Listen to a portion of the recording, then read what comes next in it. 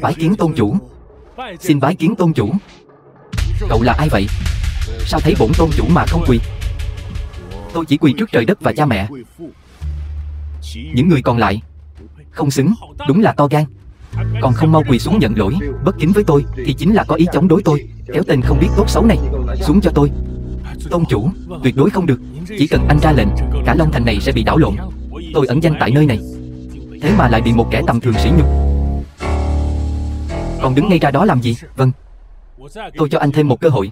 Mau quỳ xuống xin tha đi. Tôi nói rồi, các người không đủ tư cách. Được lắm, để tôi xem ngài Ngô đến rồi. Anh còn có thể ngang ngược nữa không? Gì chứ? Ngài Ngô sao? Ngô Thiên Lâm. Đúng vậy. Ngài Ngô tuân theo lệnh của tôn chủ, gửi đơn hàng trị giá 300 tỷ cho Bùi gia. Chắc cũng sắp đến rồi. Bùi tổng, buổi đấu thầu sắp diễn ra rồi. Nếu cứ để anh ta làm loạn, chúng ta chắc chắn sẽ bị liên lụy. Lâm thần, anh làm loạn đủ chưa? Cứ phải để mọi thứ đến mức không thể cứu vãn được mới chịu được đúng không? Cái gì gọi là không thể cứu vãn? Đơn hàng 300 tỷ sao? Anh biết rõ đơn hàng này quan trọng với tôi như thế nào. Tôi vất vả vô cùng. Bùi gia mới có được địa vị như hôm nay. Không thể để anh phá hủy mọi thứ trong thời điểm quan trọng này. Trong mắt cô chỉ có quyền lực và địa vị, còn tôi chả là gì cả, phải không? Phải. Tôi sống sờ sờ đứng trước mặt cô, nhưng cô lại vờ như không thấy. Cô thậm chí không biết chính vì sự kiêu ngạo và thờ ơ của cô sẽ khiến cô mất những gì. Tôi muốn xem ai dám lấy mạng của tôi. Cút xuống cho tôi. Tên tranh láo xược kia, anh còn không mau xuống đây. Đây là chỗ của tôn chủ. Thằng nhóc, vị trí đó là chỗ ngồi danh dự nhất của cả phòng tiệc này. Không phải ngài Ngô, không phải người có tiền có quyền, hay người đứng trên vạn người thì không thể ngồi. Sao ông lại dám chắc tôi không phải là người có tiền có quyền? Ăn nói bậy bạ. Một đứa con rể bị Bùi gia đuổi cổ, lại ảo tưởng mình là người có tiền có quyền. Đúng là trò hề mà. Đúng đó. Cậu tưởng cậu là cái thá gì chứ? Tưởng mình là nhất trên đời sao? Thân phận của anh ấy các người không xứng được biết đâu. Người ta nói ở đây rất sang trọng. Với tôi mà nói, toàn bộ những người ở đây cũng chỉ là lũ chuột cống mà thôi, vô pháp vô thiên. Người đâu? Lâm thần, tôi thật sự phục anh sát đất. Chắc ở nhà tập diễn tuồng nhiều lắm hả? Vẫn có thể bắt chước được 1/10.000. Phong cách của giới thượng lưu, diễn xuất tốt lắm. Cầm đi mua mấy cái bánh bao, còn có thể sống thêm được vài ngày đó. Tôi thấy cô cũng xinh. Sao lại đi theo cái tên không biết tốt xấu này vậy? Tôi thấy anh mới là người không biết tốt xấu đấy. Hiện tại ở Long Thành này, còn ai có thể so với anh ấy chứ? Anh ta là thứ ăn hại, bị Bùi gia đuổi cổ. Dù là địa vị hay khả năng tài chính, kể cả tôn nghiêm anh ta đều không có. Tôi nói anh ta là con thú, đã là khen anh ta lắm rồi. Tên này không có gì trong tay, cũng chẳng làm gì ra hồn. Sau khi bị Bùi gia tống cổ, đã phát bệnh rồi. Chính là bệnh thần kinh đấy. Bây giờ không còn chốn dung thân, nên mới ở đây phô trương thân thế, giả thần giả quỷ. Chẳng qua chỉ muốn mượn danh nghĩa của Bùi gia. Cũng may Ngọc Thi đã nhìn thấu bộ mặt thật của anh ta từ lâu, sớm đuổi anh ta đi. Đúng là chẳng được tích sự gì. Hơn nữa, anh ta không chỉ không làm được gì, mà còn không xem Bùi gia ra gì. Từ lâu đã sớm thông đồng với người phụ nữ này, thậm chí còn đánh bị thương mẹ và em trai của Ngọc Thi. Tôi không biết anh ta đã dùng cách gì để lẻn vào đây, nhưng mục đích của anh ta chính là phá hoại đơn hàng 300 tỷ của Bùi gia. Trí tưởng tượng cũng phong phú quá nhỉ. Tất cả những người có mặt hôm nay đều là người có máu mặt trong giới làm ăn. Còn có tôn chủ ở đây, anh nghĩ trò vặt vãnh của anh có thể lừa được ai chứ? Lâm thần, đây có phải lý do hôm nay anh đến đây không? Tôi thất vọng về anh quá. Anh ta nói gì cô cũng tin à? Chúng ta ở bên nhau 3 năm, cô chưa từng muốn tìm hiểu tôi là người như thế nào. Lâm thần, Bùi tổng của chúng tôi nuôi kẻ ăn bám như anh 3 năm rồi. Bây giờ anh còn trách tội Bùi tổng sao? Mọi thứ của Bùi gia đều do tôi cho. Bùi gia xin lỗi tôi mới đúng. Anh cầm đi. Vẫn chưa đủ mất mặt phải không? Tôi biết chuyện ly hôn đã ảnh hưởng rất lớn đến anh, nhưng tôi cũng đã bồi thường cho anh rồi. Anh có đảm đương được trách nhiệm mà một người đàn ông nên có không? Cô im đi. Anh mãi mãi chỉ có thể bám váy phụ nữ thôi phải không? Được. Nể mặt tình cảm 3 năm nay của chúng ta, tôi không trách anh.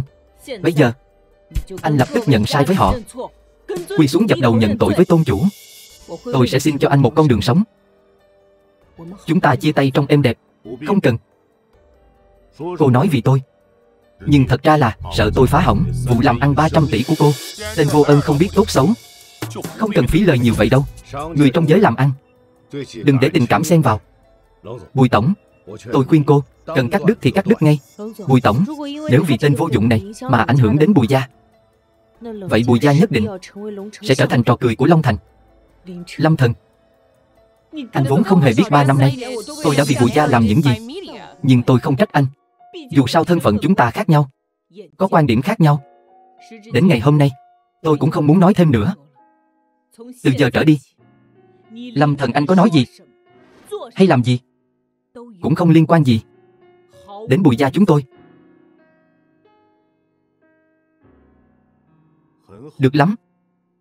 Lâm Thần, thân phận của anh và tôi khác biệt nhau. Tôi vốn không muốn phí lời với anh. Nhưng tối nay anh không phân biệt tôn ti, mạo phạm tất cả khách quý, thậm chí còn muốn gây họa cho Bùi gia. Tôi không thể bỏ qua cho anh. Vậy anh muốn thế nào đây? Các vị, tôi lấy danh nghĩa con trai trưởng của Lê gia tại Long Thành, tương lai sẽ là người nắm quyền cao nhất. Xin mọi người hãy cùng với tôi phong sát Lâm Thần toàn thành. Chúng ta cùng nhau chung sức triệt đường sống của anh ta. Cậu ta địa vị thấp kém, hành vi thấp hèn. Trương gia sẵn lòng liên thủ với Lê gia triệt tiêu đường sống của cậu ta. Còn có Đinh gia tôi nữa, không chừa đường sống cho cậu ta. Tôi nhất trí, bất kính với ngài Ngô, bất kính với trưởng bối, ngay cả tôn chủ cũng không xem ra gì. Tiêu gia tôi sẵn sàng giúp đỡ các gia tộc ở đây, cắt đứt đường sống của cậu ta. Lý gia chúng tôi sẽ cắt đứt đường sống của cậu ta. Trần gia chúng tôi cũng sẽ cắt đứt đường sống của cậu ta. Mục gia chúng tôi sẽ cắt đứt đường sống của cậu ta. Sở gia chúng tôi cũng sẽ cắt đứt đường sống của cậu ta. Lưu gia chúng tôi sẽ cắt đứt đường sống của cậu ta. Lâm Thần, anh tới số rồi. Bùi tổng, may là cô đã sớm ly hôn với anh ta, nếu không thì chắc chắn anh ta sẽ liên lụy đến chúng ta. Lâm Thần, đây là điều mà anh muốn sao? Lâm Thần, sau đêm nay, Long Thành này không thể chứa chấp cậu nữa. Nếu cậu không biến khỏi Long Thành thì cũng đừng mơ kiếm được một xu nào ở đây. Sau đêm nay, những con chó của Long Thành sẽ được canh chừng nghiêm ngặt, để không có con nào giành ăn với cậu. Anh chỉ còn 1 phút nữa thì Lê gia của anh sẽ biến mất khỏi cái Long Thành này. Cậu đúng là đi đến ngõ cụt rồi mà vẫn còn mơ mộng hão huyền nhỉ. Tôi sẽ để cậu cảm nhận một chút như thế nào là tuyệt vọng. Người đâu, đánh gãy cái chân chó của cậu ta cho tôi. Ngài Ngô đến. Lâm Thần, vốn dĩ tôi chỉ muốn khiến cậu nếm trải chút cảm giác tuyệt vọng thôi. Nhưng bây giờ ngài Ngô đến thì kết cục của cậu sẽ càng thảm hại hơn. Cái thứ không biết điều. Ngài Ngô đến rồi, chúng ta phải mau đi bái kiến. Anh vẫn không chịu đứng lên phải không? Tại sao anh lại muốn đi theo con đường riêng của mình? Tại sao tôi phải đứng lên chứ? Ngài Ngô đã đến rồi. Nếu anh muốn sống thì bọn họ sẽ không đẩy anh vào đường cùng đâu. Nhưng nếu anh vẫn còn ngồi ở đây thì sẽ chỉ làm cho ngài Ngô thêm tức giận mà thôi. Đến cơ hội cuối cùng cũng sẽ mất đi đấy. Thuộc hạ Lê Thế Sơn tham kiến ngài Ngô. Các người đang làm gì vậy? Ngài Ngô, buổi tiệc tối nay xảy ra chút sự cố, đã lọt vào một con ruồi. Một con ruồi sao? Chỉ là một thứ rác rưởi không đáng nhắc đến à? Nếu ngài thấy phiền thì tôi sẽ dọn dẹp ngay lập tức. Bữa tiệc tối nay vô cùng quan trọng, những người không liên quan không được phép làm gián đoạn kế hoạch của tôi. Tất nhiên là vậy rồi. Ngài Ngô, tối nay vẫn còn có một vị khách quan trọng nữa. Chắc là ngài cũng biết là ai rồi. Lẽ nào là tôn chủ? Ngài Ngô, vị này chính là tôn chủ. Tôn chủ rất hiếm khi xuất hiện, nhưng vì nể mặt của tôi nên mới đồng ý đến buổi tiệc tối nay. Không ngờ lại gặp một kẻ vô liêm sỉ, không chỉ bất kính với ngài Ngô mà còn bất kính với cả tôn chủ. Mong ngài hãy trừng phạt hắn. Ngô Thiên Lâm, to gan, dám gọi thẳng họ tên của ngài Ngô. Cái thứ không biết sợ là gì này? Lâm Thần, anh điên rồi sao? Ngô Thiên Lâm, Bùi tổng, mau đi thôi, đừng để bị hắn liên lụy. Ngài Ngô à, chính là hắn, cái thứ mắt mù này. Ngài Ngô, ngài, cái thứ không biết sợ là gì? Mau biến đi hết cho tôi. Ngô Thiên Lâm, tham kiến Lâm thiếu gia. Ngô Thiên Lâm có mắt không tròng, đã bất kính với ngài, xin Lâm thiếu gia trách phạt. Không buồn đâu. Nếu ông mà đến sớm thì làm sao tôi có thể thấy bộ dạng hùng hùng hổ hổ của những tên dưới quyền đại nhân vật ở Long Thành chứ? Chuyện tối nay là do tôi chịu trách nhiệm. Tôi nhất định sẽ cho Lâm thiếu gia một câu trả lời. Mời Lâm thiếu gia ngồi vào ghế đầu. Ghế đầu sao? Đây là vị trí cao nhất của Long Thành, không có quyền lực, không ngồi trên vạn người, Khi không thể ngồi lên vị trí này, những người ở đây đều không thể ngồi. Tôi cũng vậy. Chỉ có Lâm thiếu gia mới có quyền được ngồi. Vậy thì tôi cung kính không bằng tuân lệnh. Những người tối nay đã bắt nạt Lâm thiếu gia, tôi sẽ tính sổ với từng người một. Ngài Ngô, có phải ông đã nhầm rồi không? Cậu ta, im miệng. Cặn bã. Ông nội, tao không có đứa cháu nào như mày. Rốt cuộc cháu đã làm gì sai? Mày còn dám nói sao? Tối nay mày đã nói những gì? Trong lòng mày còn không rõ sao? Cháu chả làm gì cả. Lẽ nào cậu ta thật sự là tao làm lụng vất vả bao năm nay, chỉ đợi đến tối nay nữa thôi. Nhưng bây giờ thì tất cả đã bị mày phá hỏng hết rồi. Cháu thật sự không làm gì cả. Ông phải tin cháu. Vốn dĩ tôi nghĩ rằng Lê gia các người sau đêm nay thì sẽ lên như diều gặp gió, nhưng không ngờ lại gây ra họa lớn đến vậy. Bây giờ tôi cũng không thể cứu nổi các người đâu. Ngài Ngô, xin ngài hãy cho Lê gia một con đường sống đi mà. Lâm thiếu gia, tại sao thái độ của cậu chủ Lê gia lại kém như vậy? Lâm thiếu gia, mong cậu, cháu của ông nói, tạm thời không nhắc đến việc Lê gia hôm nay sẽ một bước lên mây. Chỉ dựa vào việc kinh doanh của gia tộc đã tồn tại được 90 năm và không ngừng phát triển, thêm vào đó là sự phù hộ của hổ núi Long Thành, sau này chắc chắn sẽ lên như diều gặp gió và phát triển mạnh mẽ. Một Lê gia như vậy còn cần phải xin người khác cho mình con đường sống sao? Thằng nghịch tử này không ngờ lại làm ra chuyện đại nghịch bất đạo như vậy. Hôm nay sẽ mặc cho Lâm thiếu gia xử lý. Ông nội, ông không thể làm vậy với cháu. Im miệng, cái thằng nghịch tử này. Đầu tiên thì anh ta nói tôi giả điên, giả khùng. Sau đó thì nói tôi ham muốn gia thế của Bùi gia, còn đòi lấy đi một cái chân của tôi, đặt lên bàn tiệc trong hội trường này. Rồi lại kêu gọi các gia tộc lớn ở đây triệt đường sống của tôi nữa. Trong mắt của một gia tộc quyền quý như là Lê gia đây, thì tôi chẳng qua chỉ là một chàng rể bị Bùi gia vứt bỏ mà thôi. Lê thiếu gia, cậu uy phong thật đấy. Lần này Lê gia khó mà qua nổi kiếp nạn rồi. Tôn chủ đại nhân, cứu tôi với tôn chủ đại nhân. Là hàng giả thôi. Lâm thiếu gia, xin hãy tha cho tôi. Xin anh tha cho tôi đi. Xin anh tha mạng cho tôi. Tôi sắp một bước lên trời rồi. Tôi sắp thăng quan tiến chức rồi.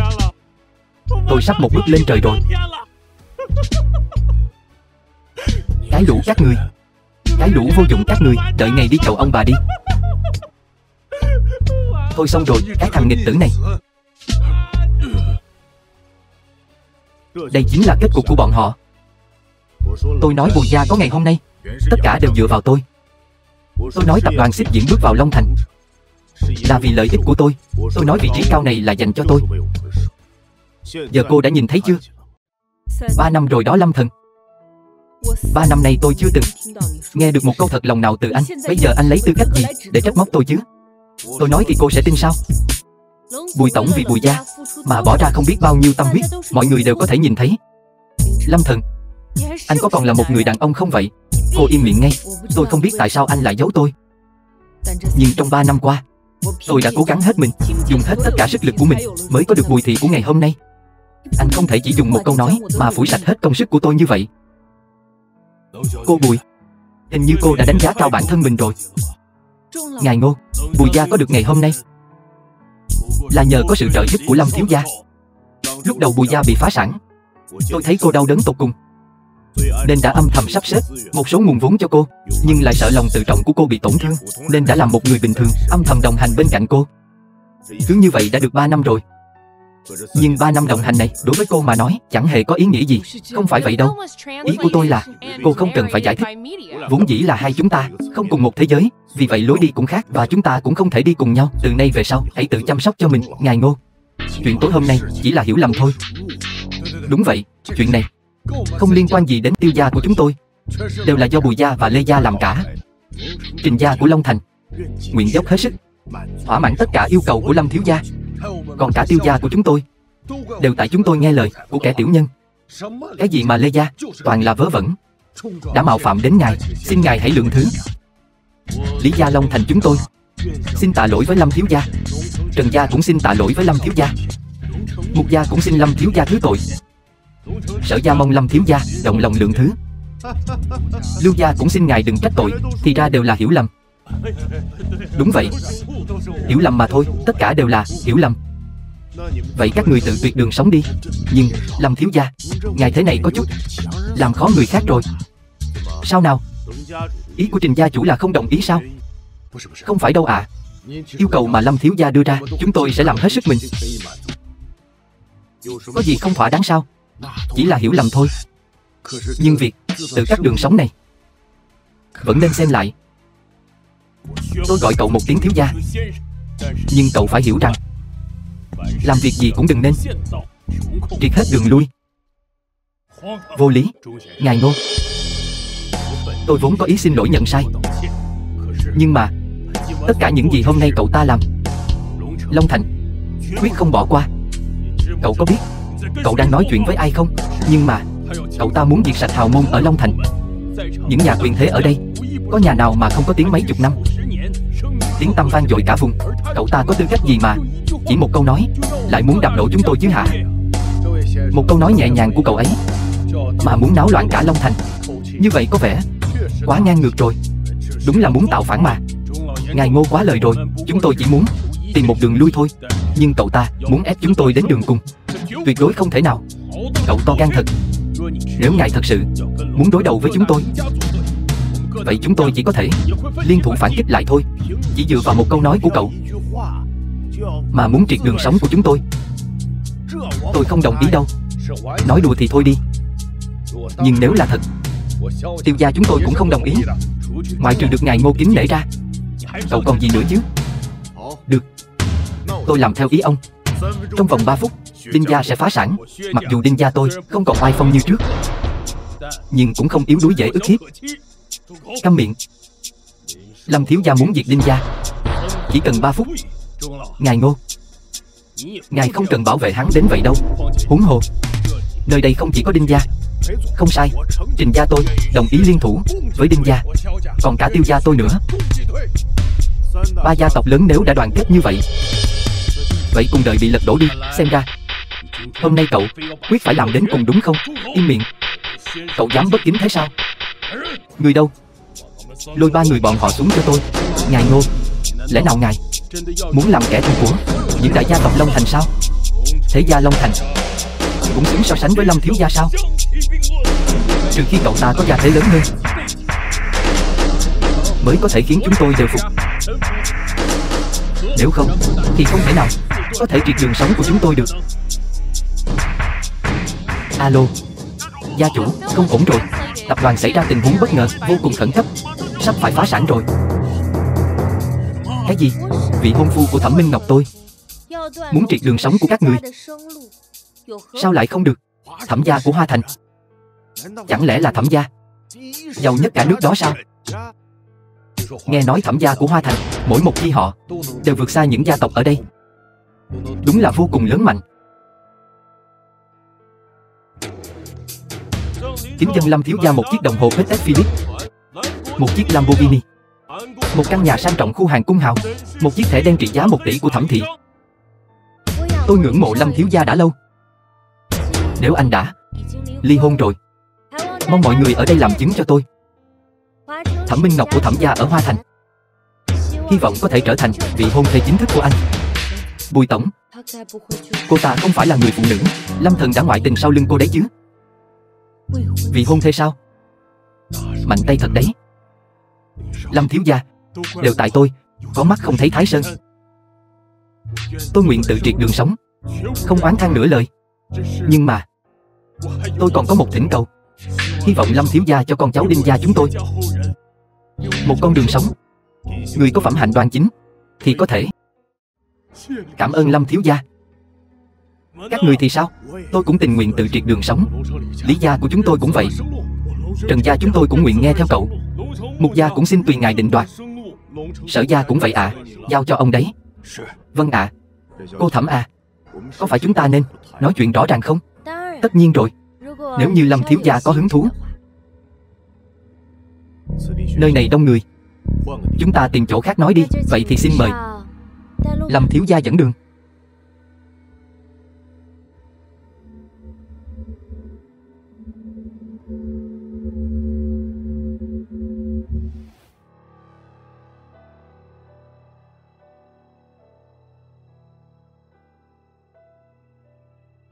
Lẽ nào đây là hổ phù? Chỉ là một chiếc vòng cổ mà thôi. Đây không chỉ là một chiếc vòng cổ. Nó đại diện cho sức mạnh và quyền thế có 102 trên thế giới này. Hổ phù này có thể chống lại hàng ngàn binh mã. Mọi người đều mong chờ một ngày sẽ lại thấy được chiếc vòng cổ này. Hôm nay nó nằm trong tay anh rồi. Nếu nói thiên hạ vô địch cũng không quá. Tất cả chỉ là hư danh mà thôi. Nếu đã không màng tới hư danh, vậy chắc anh cũng không để tâm việc làm con rể của Thẩm gia rồi.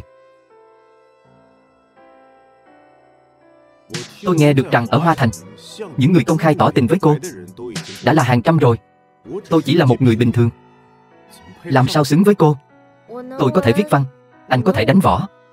Tính ra giữa hai ta không có khoảng cách quá lớn. Nhưng tôi có tiền, cũng đủ để lấp đầy khoảng cách giữa chúng ta. Cô cũng biết, tôi cũng vừa mới kết thúc một cuộc hôn nhân thất bại. Đó là bởi vì cô ta có mà không biết giữ. Tôi hiểu anh hơn cô ta, cũng hợp với anh hơn. Lâm Thần, anh cưới tôi đi. Xin lỗi, tôi ra ngoài trước. Không cần đâu. Ông có việc gì không? Lâm thiếu gia, hôm nay Bùi lão gia tỉnh dậy, đột nhiên công bố di chúc. Chuyện này có liên quan gì đến tôi? Ông ấy để lại cho cậu 80% tài sản. Gì cơ? Tại sao lại giao tài sản cho Lâm Thần? Đúng đấy. Anh ta tính làm gì vậy chứ? Ly hôn rồi, còn muốn lấy tiền của nhà chúng ta. Ngọc Thi à, con nói gì đi chứ? Quyết định của ông nội, con cũng hết cách rồi. Đó là số tài sản mà con cực khổ kiếm được, chẳng liên quan đến nửa đồng của Lâm Thần. Bây giờ con lập tức gọi cho nó, bảo nó từ bỏ quyền thừa kế. Chẳng lẽ con muốn nó lấy hết tiền của nhà chúng ta đi ra ngoài nuôi người phụ nữ khác sao? Lâm Thần, anh thay đổi thất thường thì cũng thôi đi. Bây giờ còn muốn dựa vào tiền của Bùi gia nuôi người phụ nữ khác. Anh đúng là một tên vô dụng. Tôi tuyệt đối sẽ không để anh lấy tiền của Bùi gia đi thảnh thơi vui vẻ với người khác.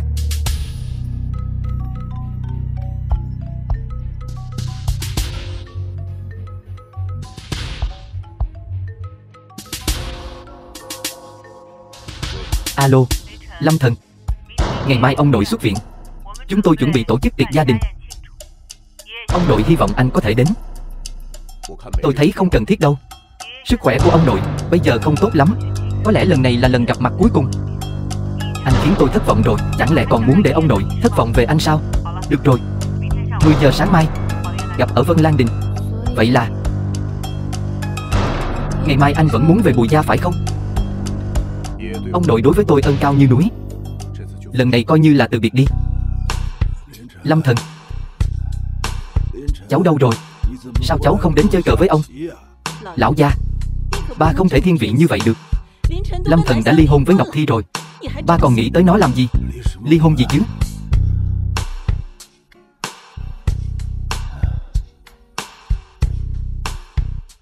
Lão gia bị mắc hội chứng suy giảm trí nhớ, cũng chính là chứng mất trí ở người già mà chúng ta hay nói. Lúc thì tỉnh táo, lúc thì mơ hồ. Tương lai có lẽ có thể quên luôn cả mọi người. Làm sao có thể như vậy? Vậy thì chúng ta tranh thủ thay đổi di chúc đi. Phải, ông ấy đã như vậy, đừng để bị tên tiểu tử Lâm Thần kia nhìn ra được. Mẹ phải tìm một thần y mới được. Ít nhất có thể làm lão gia tỉnh táo lại trong một tiếng. Như vậy có quá tàn nhẫn với ông nội rồi không? Ngọc Thi à, con vất vả kiếm tiền như thế, khi không lại đem cho người khác như vậy, không tàn nhẫn sao? Nghe lời mẹ, người làm việc lớn bắt buộc phải có dạ tâm. Quà tặng cho Bùi lão gia đều là hàng cao cấp, không có trên thị trường. Những thứ này quá xa hoa. Bùi lão gia trước giờ không thích những thứ này.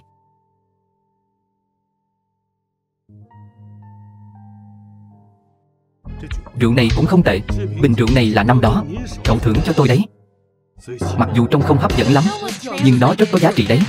Được người đời gọi là Quỳnh Tương Ngọc Lộ, có công dụng kéo dài tuổi thọ. Vậy tôi sẽ chọn nó. Đồ vô dụng. Sao bây giờ cậu mới đến? Con rể của cô trông kiêu căng quá nhỉ. Bữa tối gia đình quan trọng như vậy, cô xem nhiều người lớn thế này, bác gái cả Bác gái của Ngọc Thi. Ở đây chờ, có một mình cậu ta. Đâu phải chị không biết. Cậu ta chỉ là một tên vô dụng. Hiếm lắm chúng ta mới có bữa cơm gia đình.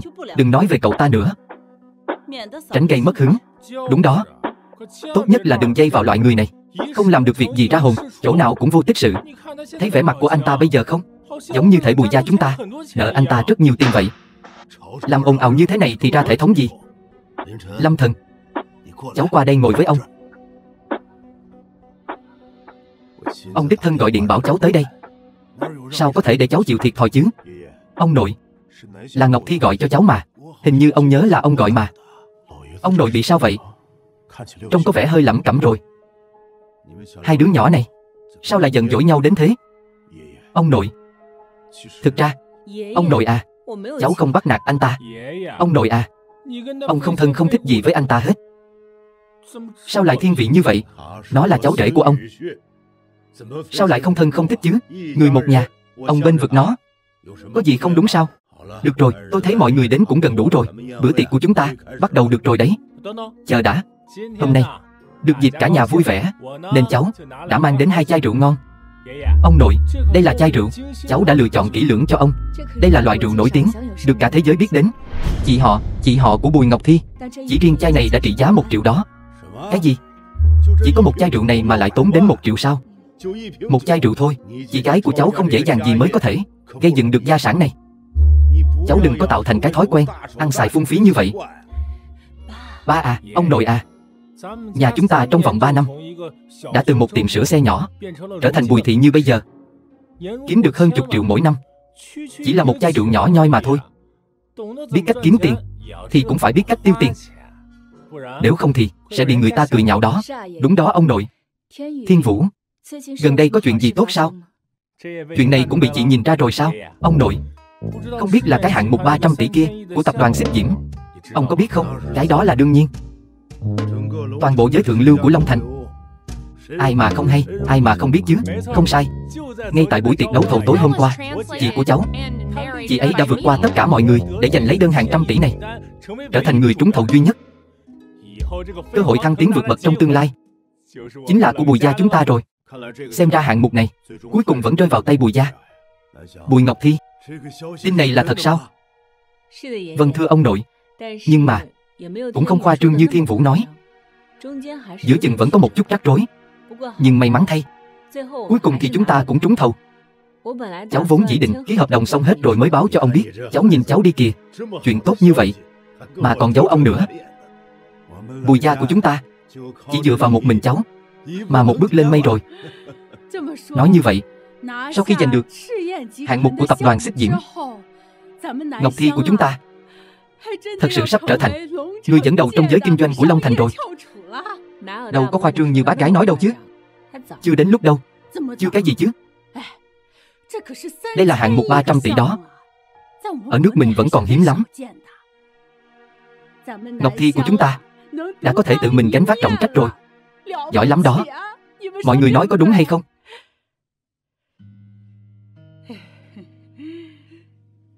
Nhưng mà cũng thật là đáng tiếc. Một cô gái giỏi giang và tài năng như thế này mà trong nhà lại nuôi một gánh nặng.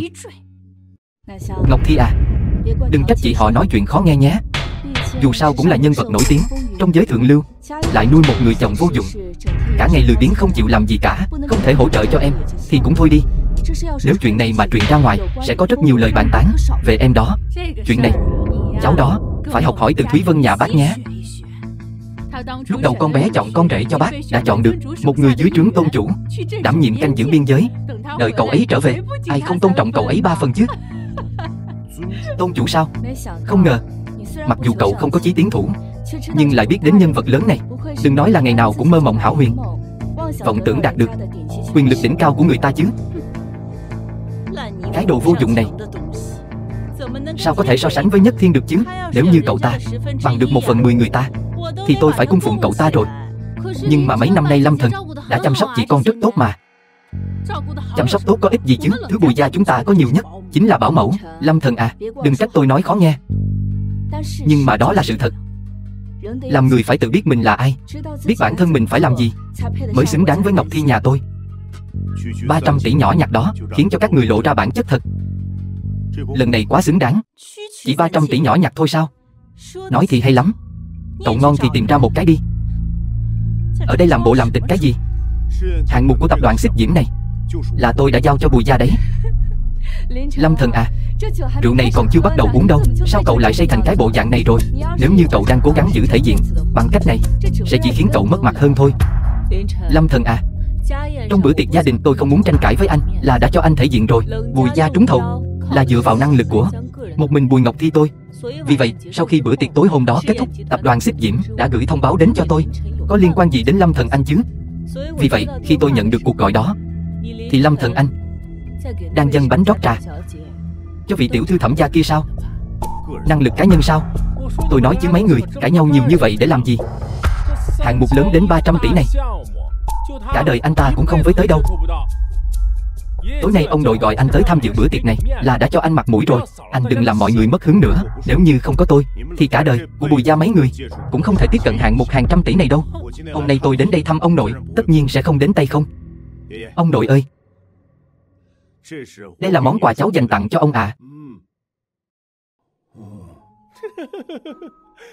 Lâm Thần, tôi còn tưởng anh có cái gì hay lắm. Đây là rượu gì thế? Nhưng nhìn sơ qua có vẻ hơi rẻ tiền nhỉ? Chắc không phải mua ở cái sạp ven đường nào đó chứ? Lâm Thần, cho dù có nghèo đến đâu cũng không nên tùy tiện mua hàng ở ven đường thế chứ. Rượu này cũng có thể tặng ông nội sao? Đây là rượu được ủ lâu năm. Giá trị của nó cũng không phải những gì các người có thể tưởng tượng được. Đúng, cũng đúng đấy. Có thứ đồ ghê gớm như vậy sao? Sao tôi chưa từng nghe qua vậy? Bởi vì nó vượt quá đẳng cấp của cậu rồi. Làm sao cậu biết được? Tôi muốn xem rốt cuộc đây là rượu gì mà giá trị lại cao như vậy. Ủ rượu tại hầm, trị giá hàng triệu tệ. Đã nghe thấy chưa? Trị giá hàng triệu tệ đấy. Sao mà anh có thể mở miệng ra nói thế? Lâm Thần, anh cảm thấy những người ngồi đây đều là kẻ ngốc sao? Anh nghĩ tôi dễ lừa lắm à? Món quà hôm nay cậu tặng đúng là có hơi mất mặt đấy. Cũng may bữa ăn hôm nay không có người ngoài. Ngọc Bình, nhà các cô sau này ra ngoài dẫn theo cậu ta thì phải cẩn thận đấy. Cậu ta mà xứng ra ngoài với chúng tôi sao? Có cửa sao? Tặng quà cho mấy người hay là tặng cho tôi hả? Quà tặng quan trọng là tấm lòng chứ không phải giá tiền. Tâm ý của Lâm Thần tôi đã nhận rồi. Rượu ngoại này tôi uống không quen. Tôi vẫn muốn uống rượu Lâm Thần tặng hơn. Ông nội, ông ơi, sao ông lại uống rượu mà anh ta tặng chứ? Cháu đi ra đi. Lâm Thần à, không cần cãi nhau với họ. Vâng, ông chỉ uống rượu này của cháu.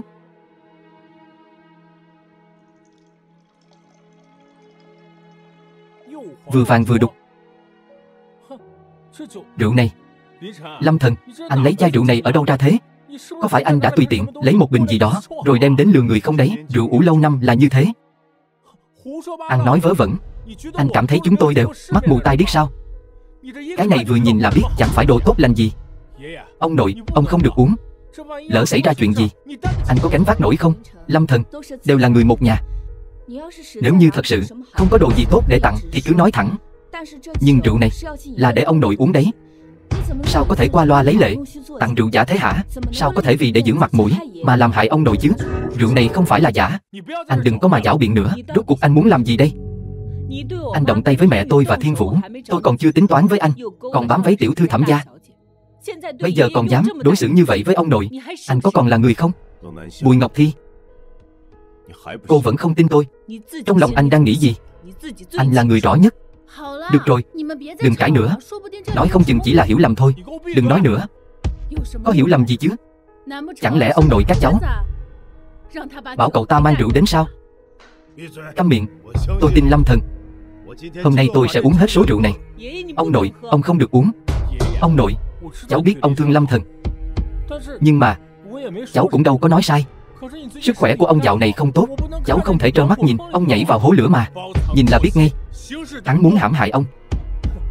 Lâm Thần, anh không xứng làm người mà. Sao cháu có thể ăn nói như vậy hả? Lão gia, đừng tức giận mà. Cũng là vì tốt cho ba thôi mà. Đúng đó, ông nội, Thiên Vũ nhà chúng ta cũng vì nghĩ cho ba thôi mà. Ba không thể chỉ vì một đứa cháu rẻ tặng ba một bình rượu không rõ lai lịch mà tức giận với cháu trai ruột của mình. Ba như vậy là không công bằng đấy. Nhất Thiên, anh tới rồi. Thật xin lỗi, có chút việc nên đến trễ. Mong mọi người thứ lỗi. Sở Nhất Thiên, thủ hạ của cựu tôn chủ. Nhất Thiên à, con nói gì vậy chứ? Hôm nay con đến đây là được rồi. Mau qua đây nào. Ngồi xuống đây đi.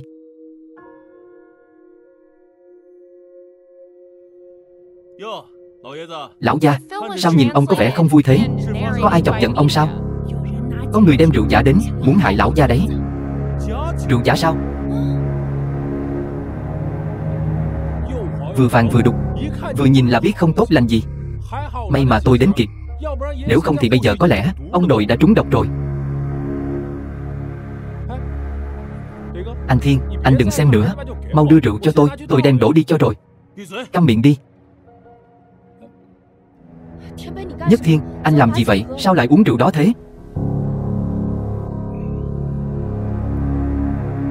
Mau lên, mau nhổ rượu đó ra đi. Vị rượu tinh tế, hương thơm nồng nàn. Đây mà là rượu giả gì chứ?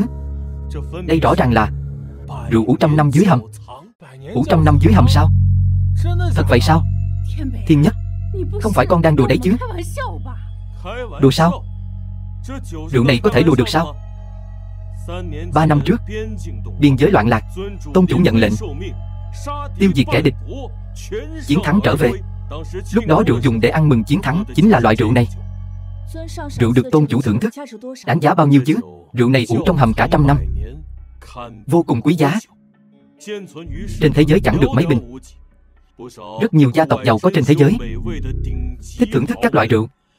Vì để có thể nếm được một ngụm rượu này, cam tâm tình nguyện bỏ ra số tiền lớn, nhưng đều không có cửa. Ý anh là rượu này là thật sao? Không thể nào. Thiên Vũ, rượu này từ đâu mà có thế? Phần còn lại đâu? Không phải chỉ có một ly thôi đấy chứ? Người có thể tặng loại rượu này, cho dù không phải là quyền thế ngút trời, thì chắc chắn cũng không kém cỏi đâu. Có thể tặng Bùi gia chúng ta loại rượu thế này, đã là cho Bùi gia chúng ta mặt mũi lắm rồi đấy. Lão gia, xem ra những ngày cháu không có ở đây, Bùi gia chúng ta có nhân vật lớn thế sao? Rượu này là được tặng cả một chai đấy. Cái gì? Cả một chai sao? Bị nó vứt đi rồi.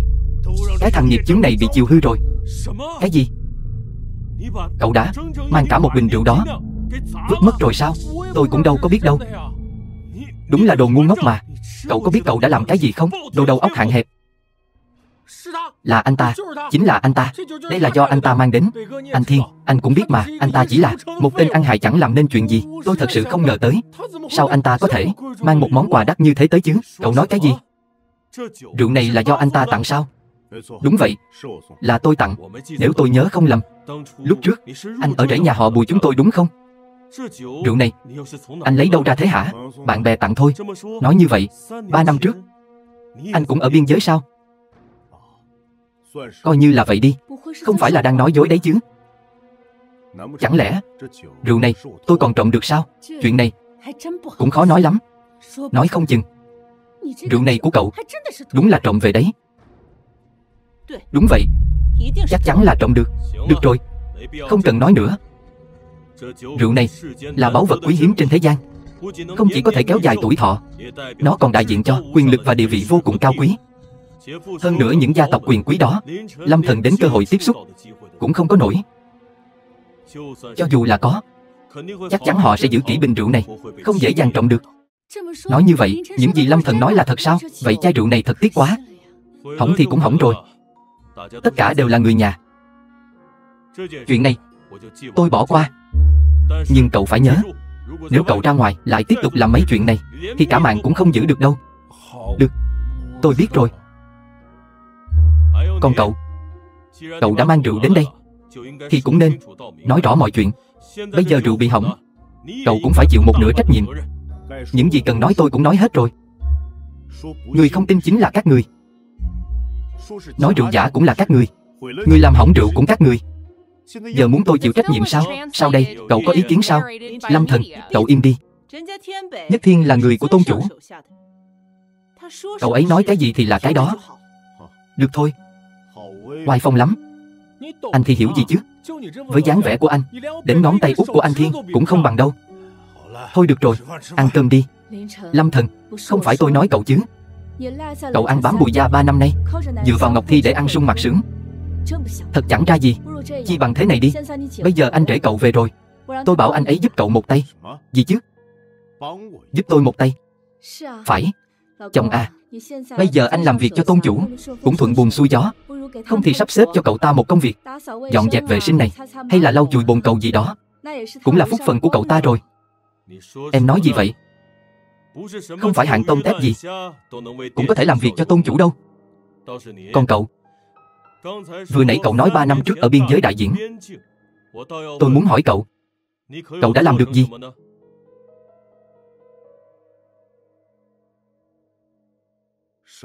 Dưới ngọn cờ đạo, băng qua biên giới 3.000 dặm, nam nhi khí khái, quyết chiến đến cùng, giữ gìn Giang Sơn, không hề nào núng, mở mang bờ cõi, nắm trọn Giang Sơn.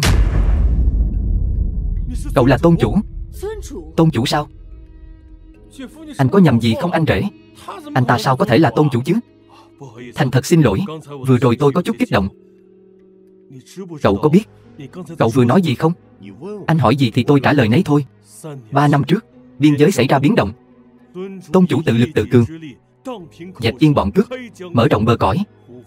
Lệnh bài xuất trận, trời đất rung chuyển, quét sạch 8 phương. Ai cho cậu lá gan, dám tự nhận công lao của tôn chủ vậy? Tôi nói, đều là thật. Thôi, được rồi, đừng nói nữa. Có cần cãi nhau tới mức vậy không? Xin lỗi, hôm nay tôi đến muộn. Lần này tôi cũng nên trả tiền. Đây là nhà hàng thất tinh cao cấp nhất ở Long Thành này. Nhất Thiên, cậu tốn kém nhiều rồi, bác gái không cần lo. Đàn ông thì phải có sĩ diện của đàn ông. Chỉ là một bữa cơm thôi, sao lại để người nhà trả tiền chứ? Phục vụ. Thưa anh cần gì ạ? Thanh toán đi. Có điều, tôi không trả cho cậu ta. Tính riêng phận của cậu ta đi, cậu ta sẽ tự trả. Mạo phạm tôn chủ có thể mất mạng, nhưng nể tình chúng ta là người một nhà, tôi có thể không truy cứu, nhưng vẫn phải cho cậu ta một bài học nhớ đời, để cậu ta nhớ cho kỹ. Vậy cũng không cần phải làm thế chứ. Chi phí bữa cơm lần này của nhà chúng ta gần như cao nhất ở Long Thành, huống hồ chia đều ra thì số tiền cũng không phải nhỏ. Lâm Thần, anh ấy không có việc làm, lấy gì mà trả chứ? Vậy thì cứ ngoan ngoãn ở đây rửa chén, tĩnh tâm một chút đi. Dù sao cũng tốt hơn là cả ngày mơ mộng hão huyền. Nhất Thiên, ông à, cháu biết ông muốn bảo vệ cậu ta, nhưng chuyện này liên quan đến tôn chủ. Nuông chiều cậu ta chỉ mang đến tai họa cho Bùi gia chúng ta thôi. Theo tôi thì cậu xin lỗi anh rể đi. Cầu xin anh ấy rộng lòng tha thứ, coi như xong chuyện. Tôi mà xin lỗi thì anh ta nhận không nổi đâu. Thật không hiểu nổi anh. Được rồi, còn đứng đó làm gì? Mau thanh toán cho cậu ta đi. Thưa anh, xin anh vui lòng thanh toán. Lâm Thần, sao anh cứ luôn như vậy thế? Chỉ là xin lỗi thôi mà, có cần phải tự chuốc lấy nhục nhã không? Tôi nói rồi, nếu tôi xin lỗi, anh ta không nhận nổi đâu. Thanh toán phải không? Quẹt thẻ. Tôi rất muốn xem anh lấy gì để trả. Tôi cứ tưởng anh có bản lĩnh gì lắm. Mặt trước mặt sau chẳng có chữ tiếng Trung nào cả. Bên trên còn có hình búp bê nữa. Ngay cả thẻ ngân hàng cũng là đồ giả.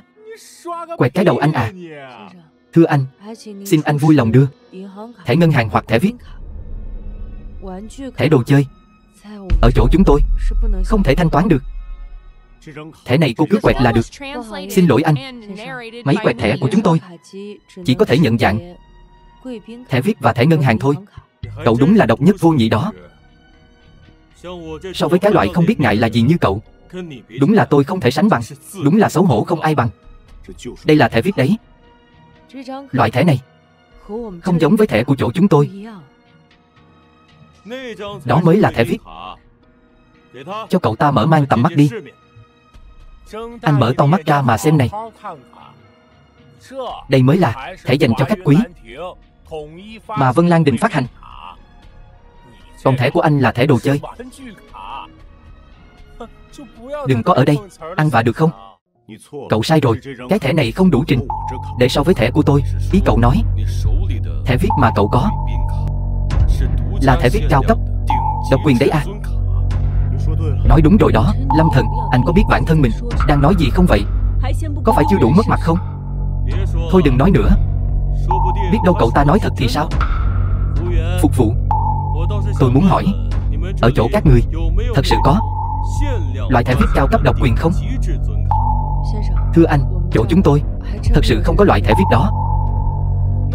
Nói vậy tức là thẻ viết mà cậu ta có chả là cái thá gì hết. Ai nói thẻ hội viên này nhất thiết phải của Vân Lan Đình? Vậy ý của anh là dùng thẻ ở nơi khác đến Vân Lan Đình thanh toán hả? Anh đỉnh thật đó nha. Vậy để tôi quẹt thẻ cho anh. Đưa đây, để tôi quẹt cho anh thấy.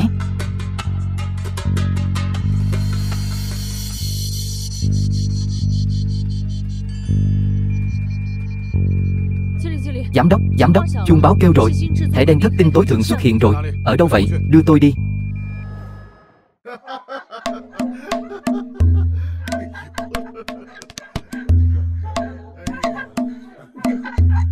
Thứ đồ chơi vớ vẩn này vốn không thể quẹt được.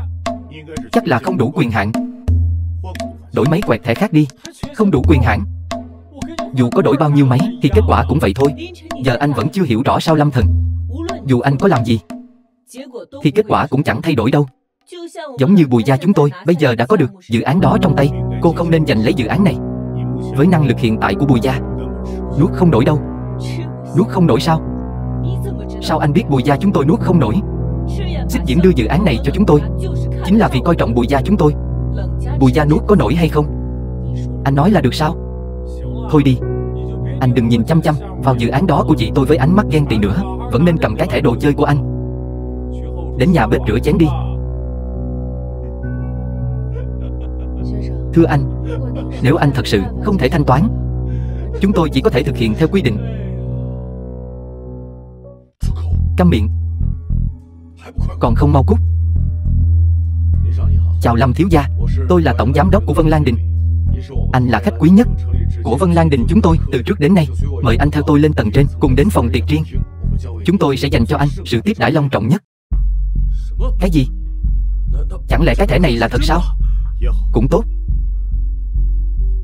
nhưng tôi vẫn chưa thanh toán hóa đơn tối nay. Lâm thiếu gia, chi phí của anh ở Vân Lan Đình toàn bộ đều làm miễn phí.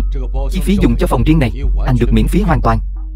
Cũng không cần phải như vậy, dù sao thì cũng có người muốn trả tiền.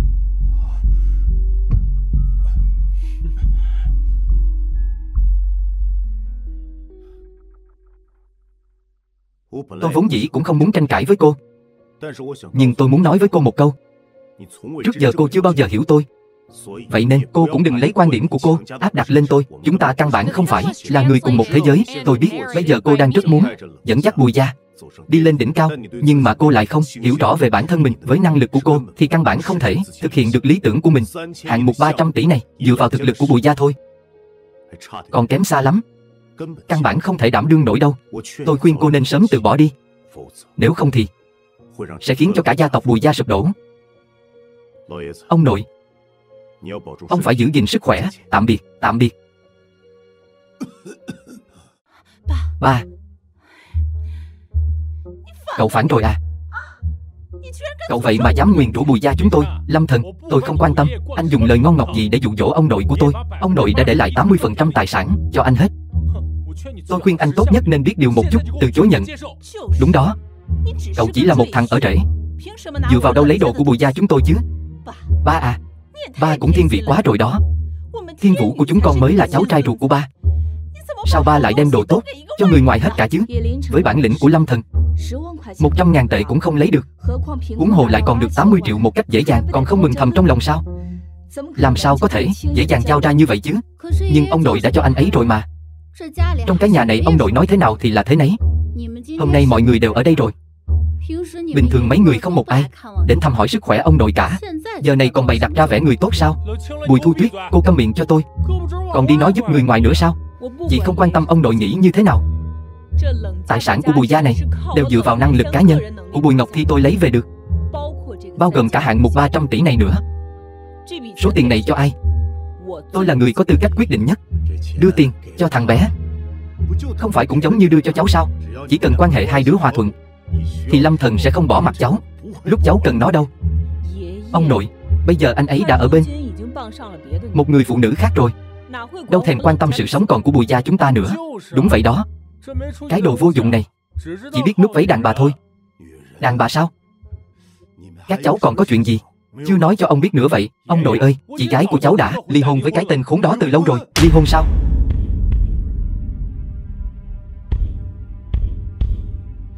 Ông ơi, ông nội. Ông nội ơi, ông có sao không ạ? Lâm Thần, ông nội bị anh chọc giận đến mức học máu rồi, anh còn muốn thế nào nữa chứ? Ngọc Thi à, cô tránh ra, để tôi qua xem ông nội. Tôi xem tình hình của ông nội thế nào rồi. Anh đừng có ở đây mà làm bộ làm tịch thương hại tôi. Sợ là anh còn mong ông nội lên đường sớm để không còn cơ hội thay đổi di chúc chứ gì. Tôi nói cho anh biết, hôm nay anh phải từ bỏ quyền thừa kế, nếu không thì đừng hòng ra khỏi cánh cửa này. Cổ phần quái gì chứ, tôi không quan tâm. Bây giờ tôi chỉ quan tâm đến sức khỏe của ông nội thôi. Tránh ra. Đánh người rồi. Lâm Thần, anh dám đánh người sao? Cậu đánh người. Ngọc Thi à, con không sao chứ? Ba ơi. Ông nội. Lâm Thần, ba ơi, sao cháu lại ở đây? Tốt rồi, không sao rồi. Sao ba lại ở đây? Ông nội à, đều tại cái tên Lâm Thần này. Anh ta hại ông nôn ra máu đó. Ông có biết không, suýt nữa thì ông lên đường rồi. Cậu đừng có ở đây mà vu khống người khác. Ai vu khống cơ? Chính là cậu. Là cậu đã hại ông nội ngất xỉu. Cậu nhanh chóng ký vào cái thỏa thuận này rồi cút đi cho tôi. Ba à, hóa ra mục đích hôm nay của mấy người chính là vì bản thỏa thuận này sao? Được. Lâm Thần, mọi người đều biết rõ anh đang nghĩ gì. Mau chóng ký đi. Trong tấm thẻ này có 3 triệu. Anh có thể cầm nó đi, nhưng những thứ khác, một phần anh cũng đừng hòng lấy được. Mấy người. Ông nội ơi, ba ơi, ông nội. Lâm Thần, rốt cuộc thì anh đã làm gì với ông nội vậy hả? Tôi vừa rồi chỉ dùng 13 kim châm quỷ môn. Sao lại như vậy chứ? Cái gì không nên cơ? Tôi thấy là cậu cố tình thì có. Cậu muốn tiện ông nội lên đường rồi chiếm đoạt tài sản. Tôi nói cho cậu biết, cậu nằm mơ đi. Tôi thật không ngờ anh lại là một kẻ độc ác như vậy, đến cả ông nội cũng không tha. Ba ơi, đây là cái gì? Còn có thể là gì nữa chứ? Đó không phải là cái anh vừa châm vào sao? Cái kim này không phải do tôi châm vào. Ở vị trí này cực kỳ nguy hiểm. Nó chỉ dồn hết tất cả sinh lực của con người lại, nhưng chỉ kéo dài được một lúc, sau đó vẫn sẽ mất mạng vì khí huyết cạn kiệt. Là ai đã làm? Sao cơ? Là bà sao? Sao anh dám nói với mẹ tôi như thế? Mẹ cũng là vì muốn tốt cho Bùi gia. Vì Bùi gia mà có thể không quan tâm đến sự sống còn của ông nội sao? Mấy người có còn là con người không? Mẹ cũng bị người ta lừa thôi. Điều quan trọng bây giờ là cứu ông nội. Hết cách rồi. Bây giờ chỉ có đại hoàng đơn mới có thể cứu ông nội. Mà đại hoàng đơn này trên đời này rất quý hiếm. Có lẽ chỉ có trong truyền thuyết thôi. Giờ thì tôi cũng bó tay rồi. Ai nói không có cách nào chứ? Minh Ngọc, đây là bữa cơm gia đình của Bùi gia, không hoan nghênh người ngoài. Ai nói tôi là người ngoài? Tôi là vị hôn thê của anh Lâm Thần đó. Hơn nữa, tôi là đến cứu ông Bùi. Mấy người cũng không hoan nghênh sao? Cô có cách sao? Nhiều năm trước, mẹ tôi bị bệnh nặng.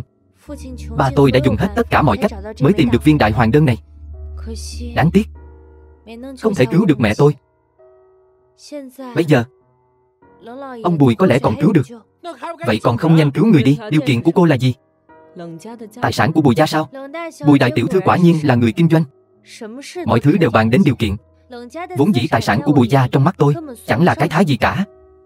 Thứ tôi muốn là anh Lâm Thần. Đừng làm ầm ĩ nữa. Anh Lâm Thần à, tôi không có ầm ĩ mà. Tôi biết ông Bùi đối với anh ân cao như núi. Nếu anh không chê, tôi bằng lòng dùng viên đại hoàng đơn này làm sính lễ của tôi. Xin anh hãy làm chồng tôi nhé. Lâm Thần ơi là Lâm Thần, anh tài thật đó. Vừa mới bị đá, bây giờ lại muốn đến nhà người khác ở rể. Anh đúng là đồ rác rưởi. Không phải ai cũng có thể ở rể. Bùi thiếu gia, sợ người như anh có cho cũng không ai thèm. Cô, anh Lâm Thần, Thời gian của anh không còn nhiều. Tôi đồng ý dùng đại hoàng đơn này làm của hồi môn của tôi, và cả Thẩm gia ở Hoa Thành nữa. Cô đúng là đứa con gái hoang đàn, đem cả nhà mình đi cho một tên vô dụng, chẳng được tích sự gì. Anh Lâm Thần, cứ để gia đình này cả đời phải sống trong sự nghi ngờ cũng không sao. Bọn họ sẽ không bao giờ biết được bọn họ đã bỏ lỡ điều gì. Không cần phí lời với bọn họ. Cứu người quan trọng hơn. Lần này tôi nợ cô. Không sao đâu. Chỉ cần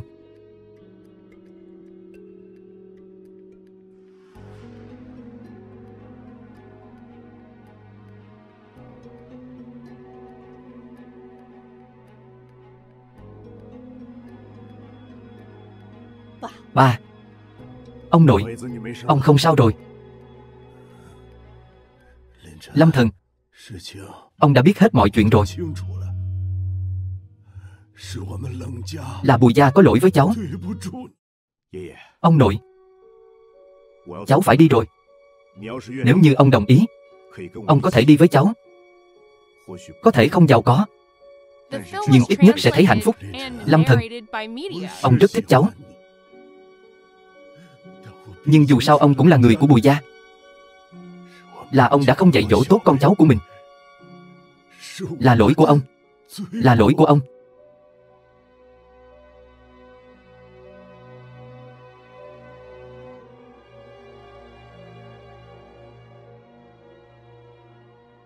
Đây chính là tài sản của Bùi gia mà các người mong muốn. Nó không có ý nghĩa gì với tôi cả. Nhưng từ nay về sau, Bùi lão gia nếu ở Bùi gia bị các người trách móc dù chỉ một chút, thì Bùi gia cứ chờ bị tiêu diệt đi.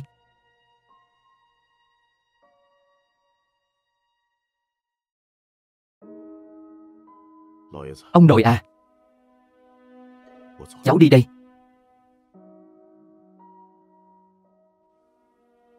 Hồ đồ.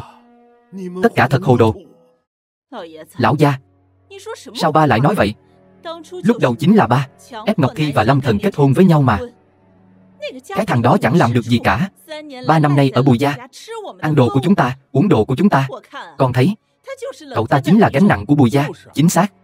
Chị của cháu đã có được dự án trăm tỷ của tập đoàn Xích Diễm, sẽ sớm trở thành nhân tài kiệt xuất trong giới doanh nghiệp ở Long Thành. Lâm Thần anh ta có tư cách gì mà ở bên chị gái cháu chứ? Đúng vậy. Lâm Thần chính là một tên vô dụng chẳng ra gì cả. Dựa vào khả năng của Ngọc Thi, đương nhiên có thể tìm một người chồng tốt hơn. Việc thằng bé rời khỏi Bùi gia, đối với chúng ta mà nói, đó là một tổn thất lớn. Ông nội, ông nói gì vậy? Bùi gia vẫn còn có cháu mà. Các cháu thì biết gì? Lúc Bùi gia phá sản, là Lâm Thần đã giang tay giúp đỡ, nên mới đạt được vinh quang như hiện tại. Chỉ là ở rễ thì giúp được cái gì chứ? Năm đó, Bùi gia chúng ta không tên không tuổi, cũng chỉ đủ ăn đủ mặc. Là Lâm Thần và tập đoàn Xích Diễm đã mở đường cho chúng ta. Tập đoàn lớn như vậy lại cho chúng ta 90% lợi nhuận. Bùi gia mới bắt đầu có được lợi nhuận đầu tiên. Nếu không có thằng bé, thì Ngọc Thi à, cháu lấy đâu ra gia tài lớn như vậy để có thể quản lý chứ? Còn cả Thiên Vũ nữa, không biết cháu đang rửa bát ở nơi nào rồi.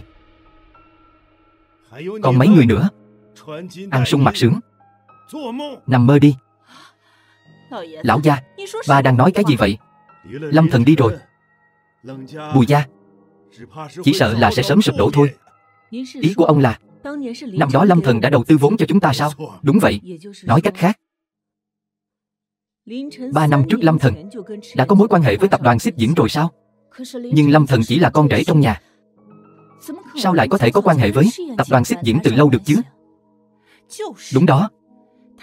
Nếu cậu ta thật sự có bản lĩnh lớn như vậy, làm sao có thể chịu ở Bùi gia chúng ta 3 năm liền? Các người không hiểu. Các người không hiểu đâu. Việc giữ Lâm Thần ở lại Bùi gia là chìa khóa để phát triển sự thịnh vượng. Bây giờ lại bị các người hủy hoại hết rồi. Ông nội cũng không thể nói như vậy. Bùi gia chúng ta bây giờ cũng không tệ mà, phải không? Đúng vậy. Cứ chờ Ngọc Thi hoàn thành xong dự án này, không phải Bùi gia vẫn sẽ nổi tiếng ở Long Thành sao? Không có Lâm Thần, chúng ta vẫn có thể lên như diều gặp gió. Phải đó ông nội. Ông cứ tin ở cháu. Với khả năng của cháu, không cần sự giúp đỡ của bất kỳ ai. Nhất định có thể đưa Bùi gia đi đến vinh quang.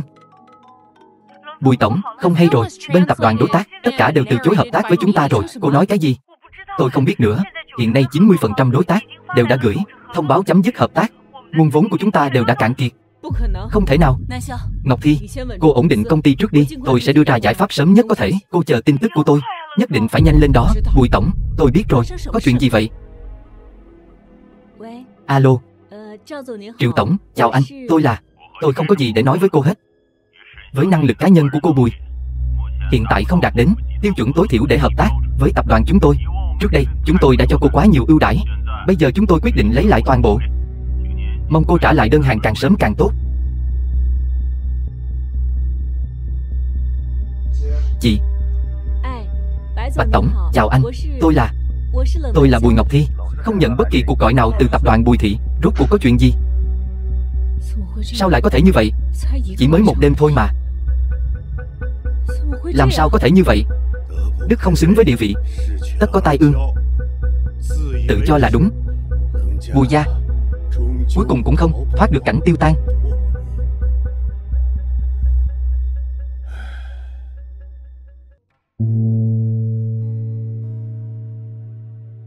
Anh suy nghĩ đến đâu rồi? Cô Thẩm, vậy thì tôi sẽ đi thẳng vào vấn đề. Cô có ý kiến gì, cứ nói với tôi đi. Đùa thôi. Lần này tôi đến đây chỉ là hy vọng anh có thể thực hiện hôn ước năm đó mà thôi. Tôi chỉ là người ở rễ, làm sao có thể chứ? Anh không chỉ là người ở rễ đâu. Tôn chủ, Thẩm gia tôi bị kẻ gian hãm hại. Xin hãy trả thù giúp tôi. Tôi nguyện làm đệ tử theo anh. Bảo gì tôi cũng làm, bất chấp gian nguy. Tôi không thiếu những con dao sắc bén. Thêm một bông hồng trên đời cũng tốt hơn. Tôi sẽ giúp cô bằng mọi cách. 3 ngày nữa cô hẳn về nhà.